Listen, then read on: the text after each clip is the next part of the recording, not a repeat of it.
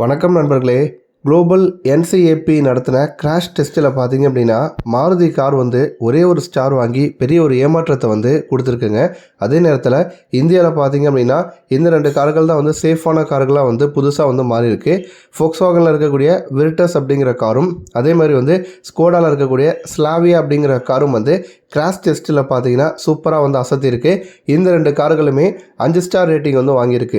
இது வந்து பெரியவர்களுக்கான சேஃப்டிலையுமே வந்து 5 ஸ்டார் ரேட்டிங் வந்து வாங்கியிருக்கு. அதேமாதிரி குழந்தைகளுக்கான சேஃப்டிலையும் பார்த்தீங்கன்னா 5 ஸ்டார் வந்து வாங்கியிருக்கு.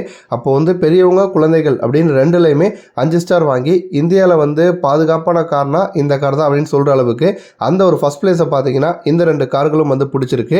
இது ஒரு புறம் இருக்க, இன்னொரு புறம் பார்த்தீங்க அப்படின்னா மக்கள் அதிகமாக விரும்பி வாங்கக்கூடிய ரெண்டு கார்கள்னால் ஒன்று வந்து ஆல்டோ, இன்னொன்று வந்து வேகனாரு. இதில் வந்து ஆல்டோ கார் பார்த்தீங்கன்னா ஓரளவுக்கு வந்து 2 ஸ்டார் வந்து வாங்கிருச்சு பெரியவர்களுக்கான ப்ரொடெக்ஷனில். பட் சைல்டு ப்ரொடெக்ஷனில் பார்த்தீங்கன்னா 0 ஸ்டார் தான் வந்து வாங்கியிருக்கு.